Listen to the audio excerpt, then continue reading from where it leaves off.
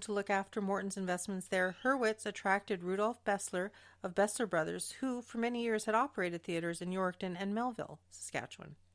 Bessler closed the park for a couple of months for extensive renovations, which included lengthening the building by 27 feet to allow for more seating and raising the roof by 4 feet for acoustics. That Wow. actually must have been pretty difficult That to must do. have been quite Yeah. the back in that day. Oh, Hey? yeah. Yeah.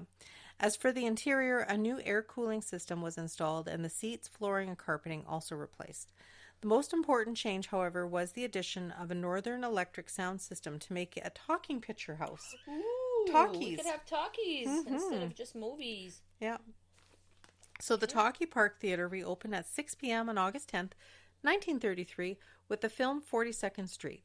With this upgrade, its regular fare became second-run feature films, bringing stars like Cagney, Garbo, Barrymore to the neighborhood in 1936. Bessler invested further into the building, and he hired architects Green, Blankenstein, and Russell to practically rebuild the park from inside and out. This included a 25-foot wide by 125-foot long extension and the replacement of the facade. Inside, new seatings, air conditioning for the day? That's pretty big, yeah. And also electrical systems were installed. So the $20,000 worth of renovations took about 2 months to complete. Again, that's actually pretty fast for that time. Yeah, 20 grand. Wow. Well, that was pretty expensive back then. Yeah. The park reopened August 31st, 1936 at 1 p.m. with the Astaire Rogers film Follow the Fleet. The park's existence was a quiet one, and there were no fires, robberies, or any other major mishaps that might make the newspapers. The one exception was in October of 1937, when it was the scene of protests. I just also wanted to mention... Protests for who? I'll get to that in 1 second. Oh, okay. I did want to mention that the information we have here is actually... a big thank you to Western Dumplings blog spot from 2014. They did... Western dumplings? Dumplings. Going back to the protest, when the contract for the Besslers projectionist, a member of the International Alliance of Theatrical Employees, Local 209, ended in June of 1937, he hired a new projectionist from Projectionist Union Number 1 of the Union. Wow. Could you not? Number 1, the one big union. The one big union. That's exactly what it's called. Could you not pick a better name? Yeah. And then this angered Local 299, and in October they staged 3 protests outside the theater. Do you want to take it? Yeah, sure. Do you want me to take that? Do you want to take this? She's biting. She's nibbling now. Why are you nibbling? She's being a nibble monster. Oh my gosh, you're so tiny. Bessler called the police, and 14 men were charged with intimidation. And later acquitted when the protests were considered informal pickets by the judge. Because the dispute was primarily between the two unions, Bessler did win an injunction preventing future pickets and a $1,000 settlement for lost earnings, which the union never paid. Oh, okay. Yeah. Well, there you go. The park continued its role as a community space, hosting lectures, church services, and fundraising nights for places like the Riverview Community Club. Is that the Riverview of now? I don't know. I wonder, I wonder. Yeah. And area schools. It was particularly active during World War II. Bessler was a veteran of World War I, participating in numerous fundraising events for the Red Cross and related charities. December 5, 1942, Winnipeg Tribune. Geez, the Tribune. Mm-hmm. That's, yeah. When did that go defunct? 70s? It would probably the end of the decade, yeah. Yeah. In the 1940s, the Besslers also owned the Deluxe, later known as the Highland, on Main Street. The exact years, do you remember the Highland? Yeah. Well, I've never been, but I remember seeing the name for it, yeah. The exact years of ownership are unclear, but the two were advertised jointly from 1942 to 1947. From 51 to 54, they also owned the Gary Theatre on Pembina Highway. Wow, they own a lot of crap, eh? Before selling it to Oscar Weinstein. The 1950s were tough on the theater industry. People were moving further into the suburbs, and television had become a main form of nightly entertainment. Mm-hmm. Well, hell yeah, no one wanted to go to a big-ass theater all the time. Yeah. Especially in Manitoba. Yeah. Many neighborhood theater chains crumbled, and their properties were sold off for demolition or repurposed. Uses such as bowling alleys. Well, there you go. The park remained independent and held out until 1965 when the Besslers retired. According to Rudolph's obituary, he was the oldest theater operator in Western Canada at the time. Oh, really, eh? That's cool. Well, I wonder how old he would have been. 65? He bought it in what, 15? No, 30. In 30? Oh, okay. 36? Well, 30 years I old. read it and I just read it a minute ago. I can't remember. December 21st, 1946. Winnipeg Free Press now. The bestsellers kept a low profile. They did not appear in society or church pages, and unfortunately, I cannot find a picture of them either. But what can be pieced together from vital stats searching their obituaries is that Rudolph of Melville, Saskatchewan, and Mary Schultz of Winnipeg were married in Winnipeg in 1925. When they moved to Winnipeg in 1930, they lived at the Oakwood Block at 692 Osborne for the first few years before settling into a home at 345 Baltimore Road. Very specific, eh? Very specific. That's in vital stats. Like, that is extremely specific. Yeah. Molly Schultz, Mary's sister, worked for the Bestlers for nearly 25 years at the Deluxe, Gary Ann Park. She was manager of the Park Theatre when she died in 1954 at the age of 40. Jeez, that's sad. Louise, yeah. It's young. The couple had no children, but the Park Theatre was a family affair, as described by Melinda McCracken. And memories are made of this, what it is like to grow up in the 50s. Shall I read more? Sure, read what she had to say about it. Okay, we bought our tickets, green admission tickets, off a roll for 25 cents from Mrs. Bessler, who sat behind the ticket window. Inside, Mr. Bessler, with his gray suit, round black rimmed glasses, and broad beaming face, would tear them in half. Ow! Little shit just bit me. I know, she's a nibbler. Oh my goodness. Like, I know. Jaws. Call her Jaws. I know. No, she's too fluffy to call Jaws. Come here, stink butt. Does she poop on me? No. No, you'd know. Trust me. You would know if she pooped on you. Oh my god, she's so cute. She's so little. She's just a little thing. Fluff. She is a fluff. Willow. Because she's so a it's my turn. pillow. Sorry. Yeah, sorry, your turn. That's okay. I'll cut all that out. By all accounts, the couple ran a friendly, family-oriented theater. On top of McCracken's account, Frank Morris, the Free Press's longtime entertainment editor, wrote in one of his columns that it's a pleasure to go to Rudy's Theater, where you will always find courtesy and a real spirit of friendliness. Rudolph Bessler, 83, died on August 24th, 1974, at his Baltimore Road home, and is buried in Elmwood Cemetery. But isn't it funny how they would record people actually died in their home? Oh, isn't that funny? That's true too. Yeah. Wonder why. Like, that won't happen nowadays. No, but they don't it's even just, tell you why or what or but, nothing. Yeah, but back then they would just blatantly say, "Oh yeah, this is where he died." Yeah, I know. Yeah. And at the age of whatever, you can't possibly still be hungry, the little thing. Sorry. Excuse me. So it said Marty, 88, died. Oh, Mary, sorry. I'm renaming these people.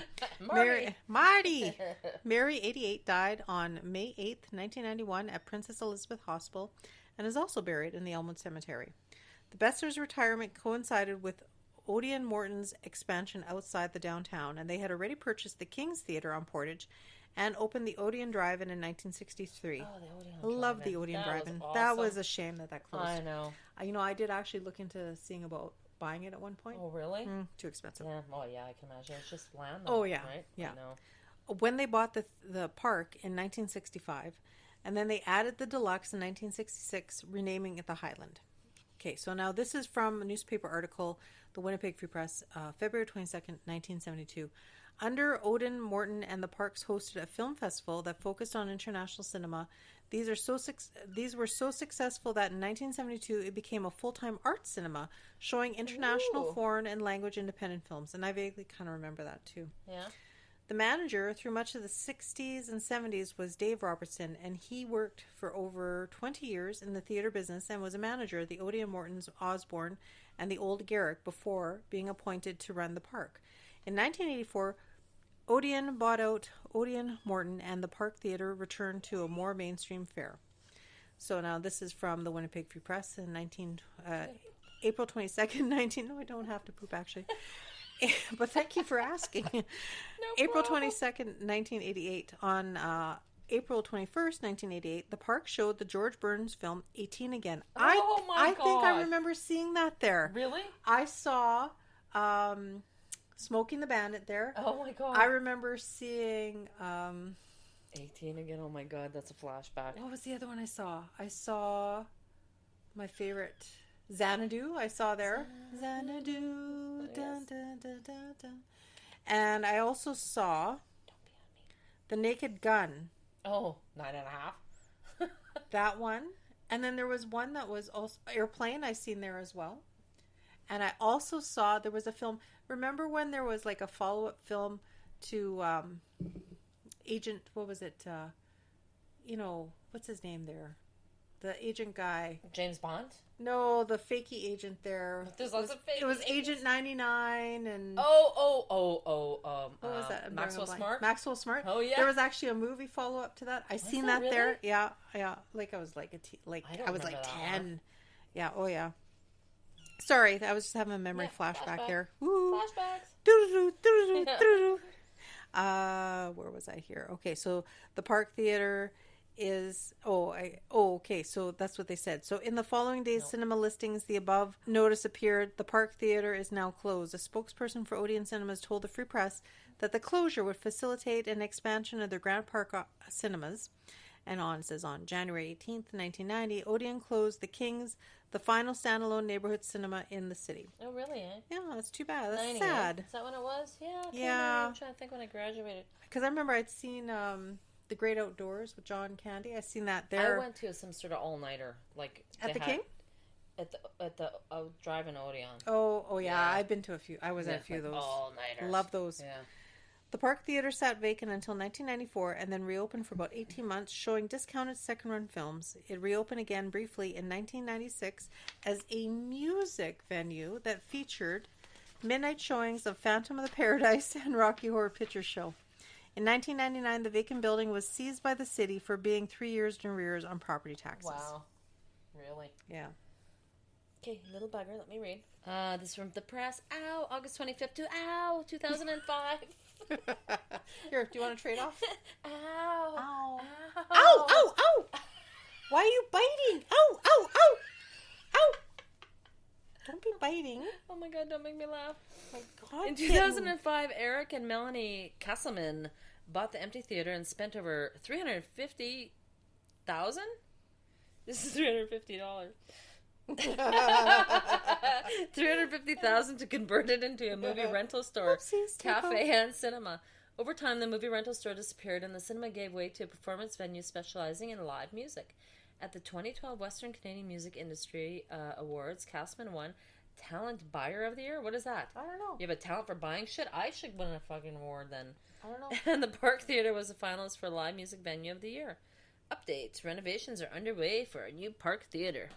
So, if you want to read the bottom part, that The Renos there? Yeah, because they had interviewed him talking This about was CJOB. Yeah. It's been transformed from a shuttered movie theater to an award-winning music and event venue, but the improvements to South Osborne's Park Theatre are still ongoing. Eric, Casselman owner, told 680 CJOB Wednesday that the park is getting a facelift to replace a crumbling exterior, which includes brickwork that was completed prior to Second World War. Really, eh? Mm-hmm. Well, yeah, I guess so. We found some of the old brickwork from the 30s, but it's in pretty rough shape, said Casselman. It looks great until you start getting closer to it, and you see how it's just crumbling and falling apart. Imagine. I can. It's like it gets wet and of course, damp, yes. and that's it. Like with anything. Yeah. It falls apart. People crumbles 50, away. You know. We just crumble. There's a very good reason why they covered it up in the 70s. I wish I could salvage it. The entire front of the building is getting a revamp with a new wood facade and a updated digital version of its iconic park marquee, said Casselman. The building is a renovated movie theater. The first opened in the fall of 1915, while many of the Winnipeg's neighborhood theaters have been demolished or repurposed into bowling alleys or retail stores. The park managed to hold out for 73 years before fate caught up with it. After sitting vacant for nearly a decade. It was that long, eh? It was like a decade. A long time, yeah. It was revived into the popular live music venue it is. You can read a much more detailed history of the building. Oh, if you follow this link. Chink! There we go. The Park Theatre had 2 stages. The main venue with 250 seated cap. Oh, capped at 250. Capacity. Yeah. Or 386 standing, as well as the lobby's small stage and able to host a wide variety of events. Yeah. Oh, so that's it. That is the. It's pretty cool. I really like the entranceway in there. I find it really cute. It's a beautiful facility. It really is. You It's feel very comfortable, inviting. Yeah. So that is our history portion. Oh, and now she's sleeping. I put your suppose cat it's to chewing the sleep. shit out of me. And me? Ow. Fangs. You call her Fangs. They're sharp little bastard things, aren't they? I know. Yeah, I forgot about all that. So that concludes our history of the Park Theatre. So if you would like to